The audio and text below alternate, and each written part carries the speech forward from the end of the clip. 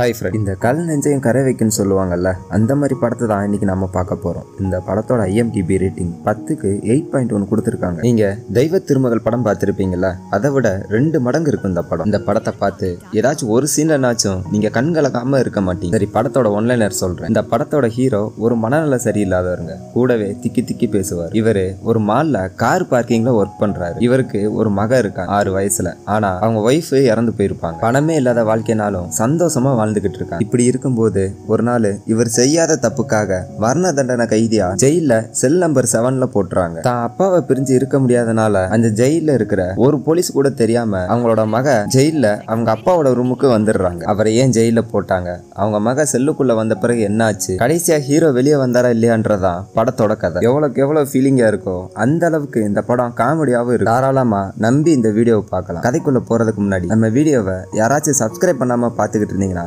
மறக்காம சப்ஸ்கிரைப் பண்ணி. படத்தோட ஓப்பனிங்ல ஒரு போலீஸை காட்டுறாங்க. அவங்களுக்கு ஒரு மக இருக்கா. இவரு ஏதோ ஒரு பழைய கேஸான ஃபைல அவங்களுக்கு கொடுத்து, நீ போய் அவங்க எல்லாத்தையும் கூட்டுவா, அவங்க எல்லாத்தையும் நான் விசாரிச்சேன்னு சொல்லுன்னு சொல்ல அவங்களும் டைம் சொல்லிட்டு அங்க இருந்து கிளம்புறாங்க. அவங்க அங்க இருந்து வெளியே வர சுத்தி பனிமூட்டமா இருக்குங்க. அதுல ஒரு பலூனு காத்துல பறந்து போய் அங்க இருக்கிற ஒரு முள்வேலியில மாட்டிக்கிறது. அதை பார்த்து தன்னை அறியாம சிரிக்கிறான். இவங்க நேரா போய் ஒரு ஜோசியக்காரனை பாக்குறாங்க. கூடவே ஒரு அசிஸ்டன்ட்டும் இருக்கான். அவன் நம்ம ஹீரோயினை பார்த்து, உன் கண்ணெல்லாம் பெருசா இருக்கு, உனக்கு அக்கா தங்கச்சி அண்ணன் தம்பின்னு யாராச்சும் இருப்பாங்களேன்னு கேட்க எனக்கு யாரும் இல்லைன்னு சொல்றாங்க. இதை கேட்டு டென்ஷன் ஆயிடுறான். சரி, அப்படின்னா நீ தனிமையா ஃபீல் பண்ற கரெக்ட் தானு கேட்க, இல்லையே நான் தனியாலா இல்ல அப்படின்னு சொல்றாங்க. என்னடா இது, சரி உனக்கு ஒரு பாய் ஃப்ரெண்ட் இருக்கான்ல, அவனை கழட்டி விட்டுரு, அவன் சரியில்லாதவன் சொல்ல, எனக்கு லவ்வர்லாம் யாரும் கிடையாது அப்படின்னு சொல்றாங்க. ஏடா சொல்றது எல்லாமே பொய்யா இருக்குன்னு சொல்லி அசிஸ்டண்ட்டை போட்டு அடிக்கிறான். நான் அவன்கிட்ட சொன்னேன்டா காலையில யாரையும் கூட்டு வராதுன்னு, இப்ப எனக்கு குறி சொல்லவே வராது, நான் என்னடா பண்றதுன்னு சொல்லி அழுகுறான். அந்த நேரத்துல அவனை சமாதானப்படுத்துறதுக்கு ஜூஸை கொடுக்க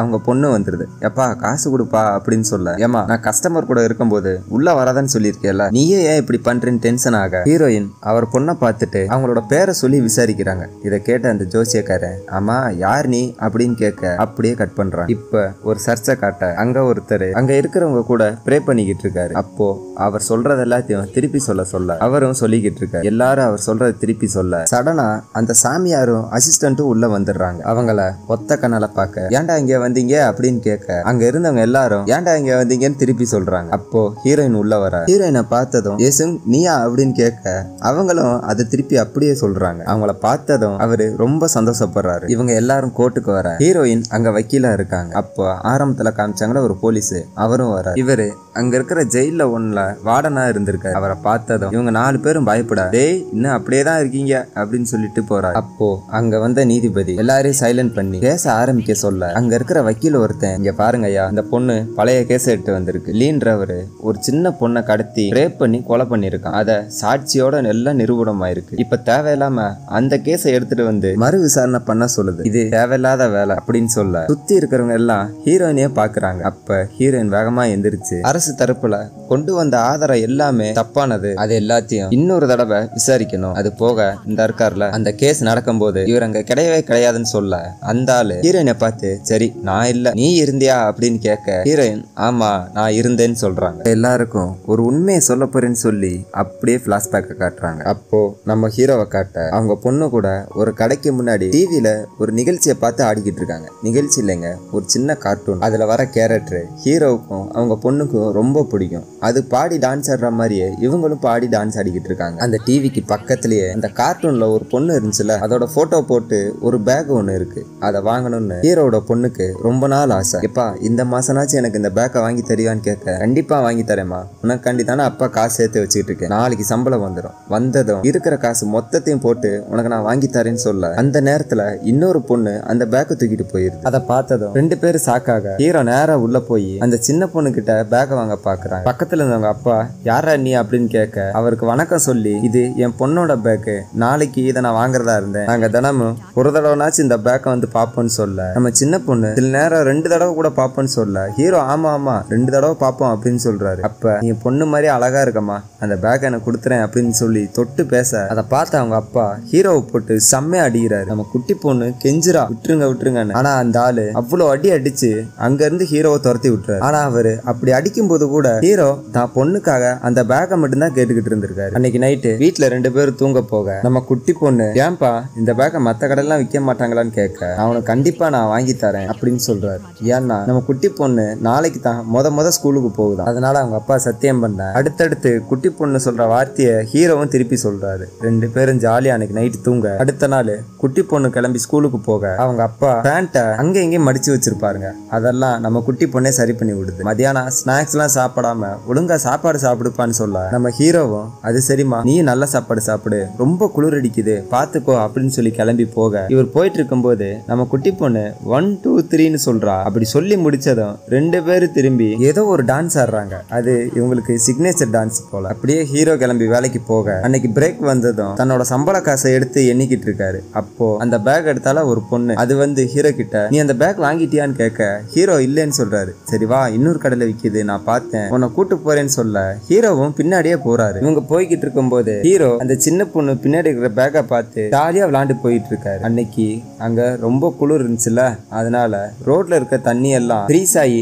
ஐஸா இருக்குது. இவங்க முன்னாடி போயிட்டு இருக்க திடீர்னு அந்த குட்டி பொண்ணு படுத்து கிடக்குங்க. ஹீரோ அந்த பொண்ணுக்கு வாய் வழியா மூச்சை கொடுக்க அந்த பொண்ணோட பேண்ட்டையும் கழட்டி விட்டுருக்காரு. அப்போ அங்க இருந்த வந்த ஒரு அம்மா ஹீரோ பண்றத தப்பா நினைச்சு அங்க இருந்து கத்திட்டே ஓடிடுறாங்க. ஹீரோவை ஒரு இடத்துல உட்கார வைக்க பிரஸ் எல்லாம் சுத்தி சுத்தி போட்டோ எடுக்கிறாங்க. ஆனா ஹீரோ எதுவுமே கண்டுக்கல. நான் வீட்டுக்கு போகணும், என் பொண்ணு காத்திருப்பா, தனியா இருப்பா, நான் போயிட்டு வரேன்னு சொல்ல அங்க இருந்த போலீஸ் ஒரு ஆளு ஹீரோவை அடிச்சு பிரஸ் முன்னாடி நிப்பாட்ட அவங்க போட்டோ எடுத்துடுறாங்க. அதே சமயத்துல இந்த பக்கம் நம்ம குட்டி பொண்ணு இருக்குல்ல, அவங்க அப்பா வருவாருன்னு நினைச்சு வராதனால அதுவே பேக் எடுத்து அங்க இருந்து கிளம்பிடுது. அப்படியே கட் பண்ண இப்போ ஹீரோவை காட்டுறாங்க. அந்த பொண்ணு செத்து கிடந்துச்சுல, அந்த இடத்துக்கு ஹீரோ கூட்டு போய் அங்க என்ன நடந்துச்சுன்றத பண்ணி காட்ட சொல்றாங்க. அங்க ஒரே கூட்டமா இருக்கிறதுனால குட்டி பொண்ணு அங்க வரும்போது அதுவும் வேடிக்கை பார்த்துக்கிட்டு இருக்கு. ஆனா அவங்க அப்பா மாஸ்க் போட்டிருக்கனால அடையாளம் தெரியல போல. அப்போ அங்க ஒரு பொம்மையை போட்டு நீ என்ன பண்ணேன்னு செஞ்சு காட்டுன்னு சொல்ல அந்த பொம்மை படுத்திருக்க ஹீரோ ஃபர்ஸ்ட் அந்த பொண்ணோட நெஞ்சில அழுத்தி மூச்சோட வைக்கிறாரு. அதுக்கு அங்க இருக்கிற பாருங்க கழுத்தை நெரிக்கிறான் அப்படின்னு சொல்றான். அப்போ வாயை வச்சு ஊத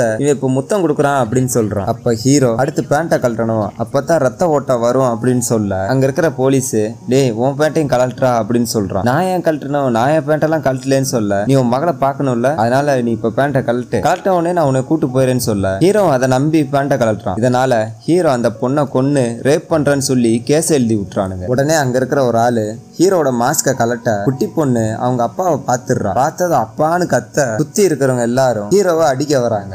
ஆனா ஹீரோ தான் பொண்ணை பார்த்து பேர சொல்லியே கத்த நம்ம குட்டி பொண்ணு கூட்டத்துல இருந்து உள்ள ஓடி வந்து ஹீரோ கிட்ட வர பார்க்க அங்க இருக்கிற ஒருத்தன் குட்டி பொண்ணை தூக்கிடுறான். குட்டி பொண்ணு விடாம அப்பான்னு அழுக, அப்பா சீக்கிரம் வீட்டுக்கு வந்துருமா, நீ அழுகாத, மழையில நினையாத, உனக்கு சளி பிடிச்சிரும் அப்படின்னு சொல்றாரு. அப்படியே ரெண்டு பேர்த்தையும் பிரிச்சு விட ஹீரோவை ஜெயிலுக்குள்ள கூட்டு வந்துடுறாங்க. அன்னைக்கு ஹீரோ மாதிரியே ஒரு 4-5 பேரு அங்க வந்திருக்காங்க. அப்போ அங்க ஒரு வார்டன் வந்து ஜெயிலோட ரூல்ஸ் எல்லாம் எக்ஸ்பிளைன் பண்ணிக்கிட்டு இருக்க ஹீரோ அங்க ஒரு போனை பார்த்ததும் அதை எடுத்து பேச பாக்குறாரு. யாருக்கு, நம்ம குட்டி பொண்ணுக்கு. அப்போ அங்க இருக்கிற போலீஸ் எல்லாம் தடுக்க அந்த வார்டன் வந்து என்னடா போன் வேணுமா, சரி இந்தா புடி அப்படின்னு சொல்ல ஹீரோவும் அதுக்கு தேங்க்ஸ் சொல்லிட்டு போனை வாங்க பார்க்க அந்த போனை வச்சு ஹீரோவை செம்மையா அடிச்சிடுற. ஏண்டா ஒரு சின்ன பொண்ணை ரேப் பண்ணி கொலை பண்ணி இருக்க, உனக்கு போன் வேற பேசணுமா, ஒழுங்கா கிளம்புடான்னு சொல்லிடுற. இதெல்லாம் முடிஞ்ச பிறகு ஹீரோவை செல் நம்பர் 7க்கு கொண்டு வர்றாங்க. அதுல ஏற்கனவே ஒரு 4-5 கைதி இருக்காங்க.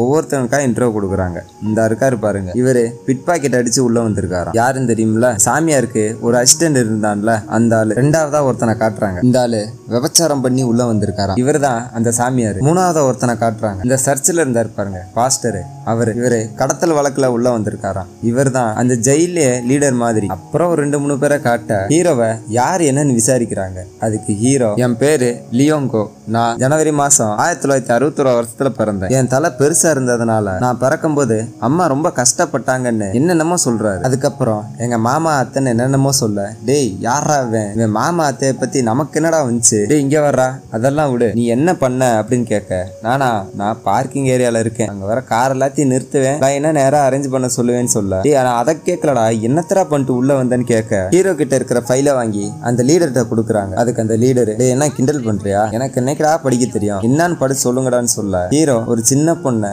ரேப் பண்ணி கொலை பண்ணதான் போட்டிருக்கு. அதை பார்த்ததும் அந்த லீடர் டென்ஷன் ஆகி ஹீரோவை போட்டு அடிக்கிறாரு. உடனே சுத்தி இருக்கிறவங்களும் டென்ஷன் ஆகி ஹீரோவை போட்டு செம்மையா அடிச்சிடுறாங்க. ஹீரோ அழுகுறான். அதெல்லாம் கண்டுக்கவே இல்லைங்க. இந்த பக்கம் நம்ம குட்டி பொண்ணை காட்ட ஏதோ ஒரு ட்ரஸ்ட் மூலமா ஒரு ஸ்கூல்ல சேர்த்து விட்டுறாங்க. அங்க இருக்கிற டீச்சரு நம்ம குட்டி பொண்ணை இன்ட்ரோ பண்ணி விட நம்ம குட்டி பொண்ணு வீட்டு வாசல்ல அப்பா நான் ஒரு ட்ரஸ்ட்ல இருக்கேன், இதான் அதோட அட்ரஸ், போன் நம்பரு, வந்தா அங்க வந்துருங்கப்பா அப்படின்னு எழுதி வச்சிருக்கு. என்ன அறிவு பாருங்க. இப்போ ஹீரோவை காட்ட தான் பொண்ணோட பேரை தரையில எழுதி மார்டின் போட்டு வச்சிருக்காரு. அப்போ ஒருத்தரை காட்டுறாங்க. ஒரு பிரஷ்ஷை ஷார்ப்பா தீட்டிக்கிட்டு இருக்கான். அதை ஹீரோ பார்க்க அமைதியாரு அப்படின்னு சொல்றான். ஆப்போசிட்ல நம்ம லீடர் இருக்கான் பாருங்க, அவன் நடந்து வர ஒருத்தன் அந்த பிரஷ்ஷை வாங்கி வேகமா லீடரை குத்த வரான். அதை ஹீரோ பார்த்ததும் லீடரை போய் தள்ளி விட ஹீரோவை குத்திடுறாங்க. ஹீரோ வழியில அழுகுறான். லீடரு அவனை குத்த வந்தவனை போட்டு அடிக்க ஹீரோவை ஆஸ்பத்திரியில சேர்த்து விட்டுறாங்க. இவன் ஏன் லீடரை குத்த வந்திருக்கான்னா, அந்த ஜெயில நம்ம லீடருக்கும் இவனுக்கு தாங்க போட்டி. ஆனா நம்ம லீடர் இருக்காரு பாருங்க, அங்க இருக்கிற கைதிகளுக்கு தேவையான எல்லாமே வாங்கி தருவார். அதாவது இல்லீகலா வாங்கி தருவார். அவருக்கு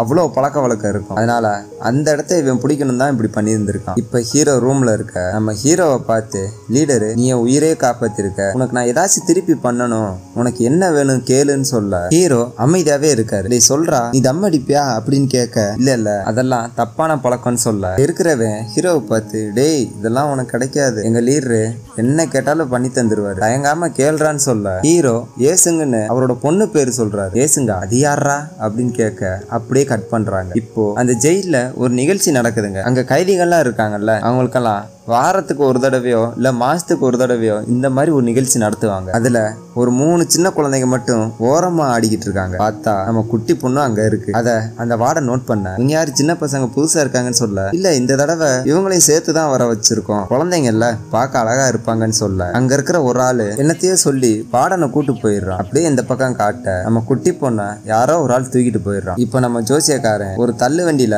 நிறைய பெட்டியை வச்சுட்டு தள்ளிட்டு போறான். அதுல நம்ம குட்டி பொண்ணும் இருக்கு. கொஞ்ச நேரம் வெயிட் பண்ணு, வெளியிலே வந்துடாத, இன்னும் கொஞ்ச தூரம் தான் போயிடலான்னு சொல்ல பயந்துகிட்டே போயிட்டு இருக்காங்க. திடீர்னு அந்த பெட்டியை கீழே போட அங்க இருக்கிற போலீஸ் அவங்களுக்கு ஹெல்ப் பண்ண பார்க்க, இல்ல எடுக்காதீங்க அப்படின்னு சொல்ல, ஏன்டான்னு கேக்குறாங்க. இல்ல நீங்க போலீஸ், நான் ஒரு கைதி, நீங்க எல்லாம் இதை தொடலாமா, நானே பாத்துக்கிறேன்னு சொல்லி பெட்டி எடுக்க பார்க்க குட்டி பொண்ணோட கையை வெளியே தெரியுது. அதை தட்டி விட்டுரும். அந்த என்ட்ரன்ஸை கடந்ததும் பெருமூச்சை விடுறாங்க. நேரா செல் நம்பர் 7க்கு போக ஹீரோ வருத்தமா உள்ள உட்காந்துருக்காரு. அப்ப நம்ம குட்டி பொண்ணு பெட்டியில இருந்து எந்திரிச்சு ஹீரோவை பார்த்து அப்பா அப்படின்னு கத்த ஹீரோ ஸ்லோவா திரும்புறாருங்க. குட்டி பொண்ணை பார்த்ததும் அழுதுகிட்டே குட்டி பொண்ணு பக்கத்துல வர குட்டி பொண்ணு நம்ம ஹீரோவை போட்டு அடிக்கிறான். எங்கப்பா போன, எங்க இருந்த இவ்வளவு நாளா, ஏன் என்னை விட்டு போன, என்னதான் நடந்துச்சு, நான் உன்னை எப்படி தேடினேன்னு தெரியுமான்னு கேட்க ஹீரோ என்னை மன்னிச்சிருமான்னு சொல்லி அழுகிறாரு. தான் பிள்ளைய கட்டி பிடிச்சி தூக்கி, என்னமா இவ்வளவு ஒல்லியாயிட்ட, நல்லா சாப்பிடுமான்னு சொல்லி அழுக நம்ம லீடரு டேய் மெதுவா பேசுறா அப்படின்னு சொல்ல நம்ம லீடருக்கு நன்றி சொல்றோம். தேங்க்ஸ் எல்லாம் இருக்கட்டும்டா, மெதுவா பேசுறா, மாட்டிக்கிற போறோம்னு சொல்ல நம்ம ஜோசியரு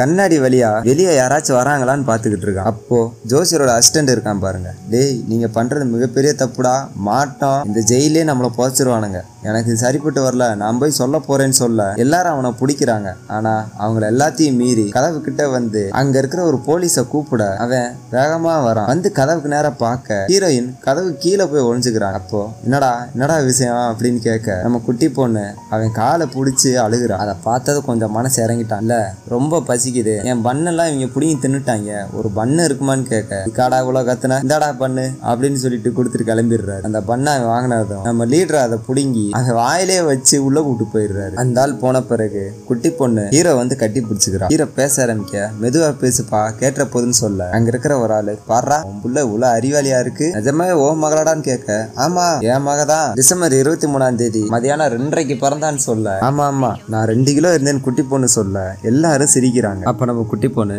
நீ ஏன்பா இங்க இருக்க, இங்க எல்லாம் கெட்டவங்க தானே இருப்பாங்கன்னு சொல்ல அங்க இருக்கிற வயசான ஆள் ஒருத்தர், அப்படிலாம் இல்லாமா இது ஒரு ஸ்கூலு, நீ நினைக்கிற மாதிரி மோசமான இடம்னு சொல்ல ஹீரோ, இல்ல இது ஜெயிலு, இங்க இருக்காங்க பாரு உங்க எல்லாம் கெட்டவங்க அப்படின்னு சொல்ற. உடனே எல்லாரும் ஹீரோவை மறைக்கிறாங்க. இப்ப என்னன்னா அந்த ஃபங்க்ஷன் இருக்குல்ல, அது இன்னும் 2 மணி நேரம் நடக்குமா, அது வரைக்கும் நம்ம குட்டி பொண்ணு அங்க இருக்கலாம். ஆனா திடீர்னு 1/2 மணி நேரத்துல அந்த ஃபங்க்ஷன் முடிஞ்சிருச்சு. இதை தெரிஞ்சுக்கிட்ட நம்ம ஜோசியர் உள்ள போய் விஷயத்த சொல்ல எல்லாரும் குட்டி பொண்ணு அனுப்ப பாக்குறாங்க. அப்ப ஹீரோ நம்ம குட்டி பொண்ணை பிடிச்சிட்டு விடாம இருக்க குட்டி பொண்ணும் போக மாட்டுது. நம்ம லீடர் இருக்காரு பாருங்க, இங்க பாருமா நீ இப்ப வெளியே போயே ஆகணும், நீ போனேன்னா அடிக்கடி இங்க வரலாம், நீங்க இருந்தேன்னா எல்லாரும் மாட்டிக்கிடுவோம் அப்படின்னு சொல்ல, இல்ல நான் இங்கே இருக்கேன், நான் யாருக்கு தெரியாம ஒளிஞ்சுக்கிறேன்னு சொல்ல, என்னது இங்க இருக்கியா, இது ஜெயிலு, இங்க இருக்கிற எல்லாரும் கெட்டவங்கன்னு சொல்ல, நீங்க தானே இது ஸ்கூலுன்னு சொன்னீங்க, நான் இங்கே இருக்கேன்னு சொல்றாங்க. கரெக்டா பாயிண்ட பிடிக்குது. அப்ப நம்ம ஹீரோவும் ஆமா இங்கே இருக்கட்டுன்னு சொல்ல, இங்க பாடுறா உன் பொண்ணு இங்கே இருந்துச்சுன்னா இங்க எல்லாரும் மாதிரியும் கெட்டவள் ஆயிருவா, அது உனக்கு பரவாயில்லையா, உன் பொண்ணு ஸ்கூலுக்கு போக வேணாமான்னு கேட்க ஹீரோவும் கொஞ்ச நேரம் யோசிச்சு தான் பொண்ணை சமாதானப்படுத்துறாரு. அப்ப அந்த குட்டி பொண்ணு நம்ம லீடர் கிட்ட, நீங்க என்ன மறுபடியும் இங்க கூட்டு வருவீங்களா அப்படின்னு கேட்க நம்ம லீடரு கண்டிப்பா கூட்டு வருவேன்னு சொல்றாரு. சரி சத்தியம் பண்ணுங்கன்னு சொல்ல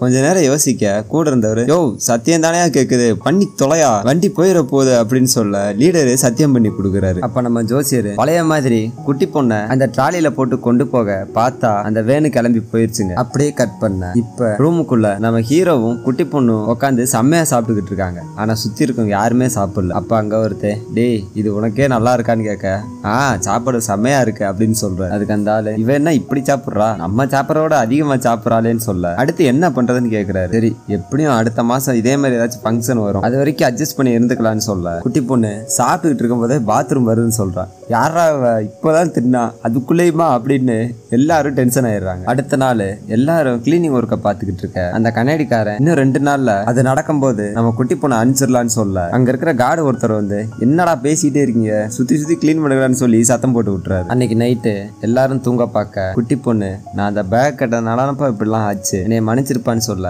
அப்படிலாம் இல்ல, நான் உனக்கு அந்த பையை கண்டிப்பா வாங்கி தருவேன்னு சொல்றேன். அதுக்கு அந்த குட்டி பொண்ணு, நீ ஜட்ஜு கிட்ட தெளிவா சொல்லுப்பா, நீ கெட்டவெல்லாம் இல்ல அப்படின்னு சொல்ல ஹீரோவும், ஆமா நான் கெட்டவெல்லாம் கிடையாது அப்படின்னு சொல்ற. அப்போ மேல சீலிங்க பார்க்க இவங்க ஒரு அட்டையில நிலா ஸ்டார்லாம் வரைஞ்சு வச்சிருப்பாங்க. அதோட வெளிச்சத்தை குட்டி பொண்ணு பார்த்ததும் சந்தோஷப்படுறான். எவ்வளவு ஒரு அழகான நிலா அப்படின்னு சொல்ல கொஞ்சம் சத்தம் போட்டு சொல்லிடுங்க. அதை கேட்டு அங்க இருக்க ஒரு காடு இவங்க செல்ல நோக்கி வராரு. அந்த சத்தத்தை கேட்டதும் அங்க இருக்கிற எல்லாத்தையும் எழுப்பி விட குட்டி பொண்ணு நேரா கதவு கீழே போய் ஒளிஞ்சுக்கிறான். அந்த காடு கதவை திறந்ததும், என்னடா ஏதோ சின்ன பிள்ளை சவுண்டு கேக்குது அப்படின்னு சொல்ல, இல்ல நாங்க சும்மா விளாண்டுதான் தான் இருந்தோம் அப்படின்னு சொல்றாங்க. இல்லையே நான் கேட்டனே, அது அப்புறம் பொம்பளை பிள்ளை குரல் மாதிரியே இருக்குன்னு சொல்ல, நான் தாங்க அப்படி பண்ணேன்னு சொல்லி கீழே இருக்கிற ஜோசியர் வந்து சின்ன பொண்ணு மாதிரியே மிமிக்ரி பண்ணி காட்டுறாரு. ஆனா சின்ன பொண்ணுக்கு சிரிப்பு தாங்க முடியலைங்க, வாயை பொத்திரி சிரிச்சுக்கிட்டு இருக்கா. அதை கேட்ட அந்த காடு, எல்லா பைத்தியக்காரனும் இந்த செல்ல தாண்டா இருக்கீங்க, போய் தூங்குடா டேன்னு சொல்லிட்டு அனுப்பிச்சு வச்சிருக்காரு. அடுத்த நாள் நம்ம குட்டி பொண்ணு ஜெயிலுக்குள்ள ஒரு பொம்பளையோட போட்டோ இருக்குங்க, கொஞ்சம் அரகுற ட்ரெஸ்ஸோட, அதுக்கு ட்ரெஸ்ஸை போட்டு விட்டுருவோம். அங்க இருக்கிற ஒருத்தன்,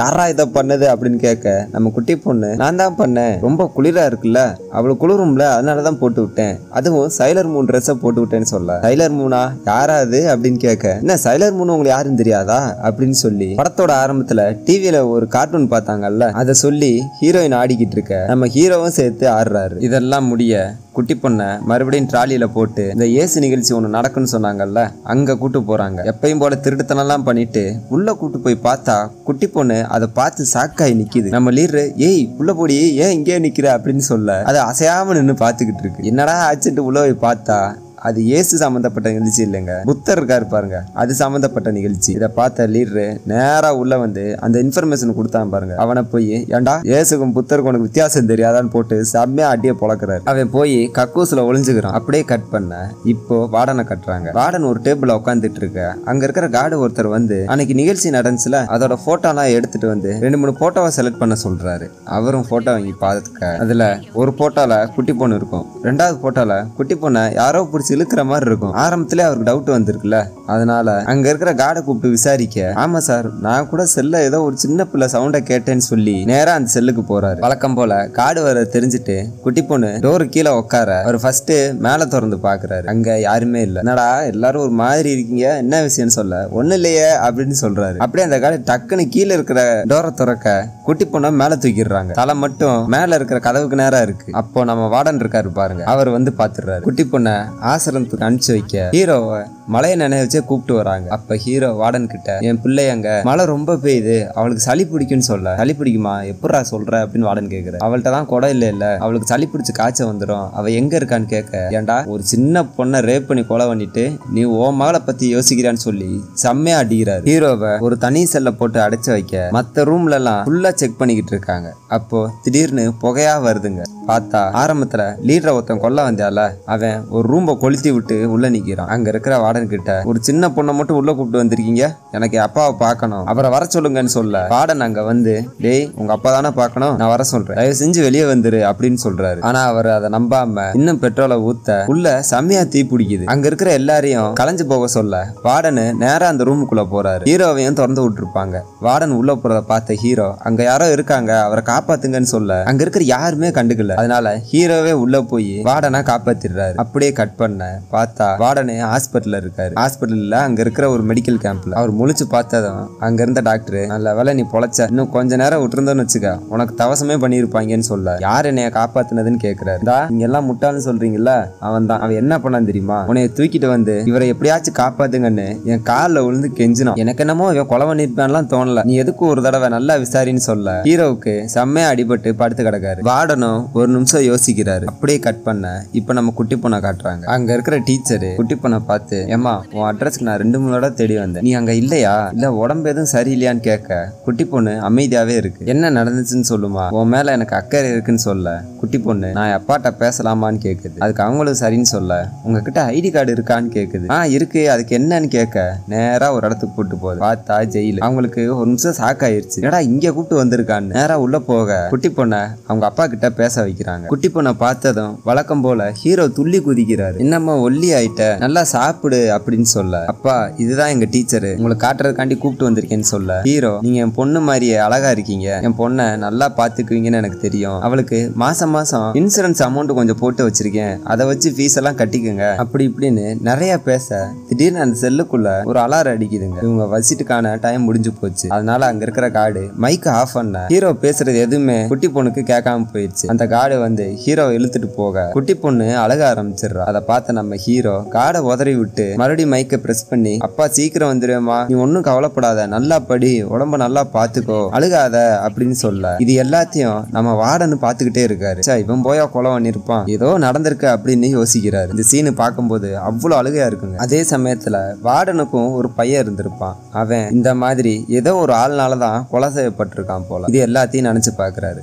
சரிங்க, பேலன்ஸ் கதையை நாளைக்கு பார்க்கலாம்.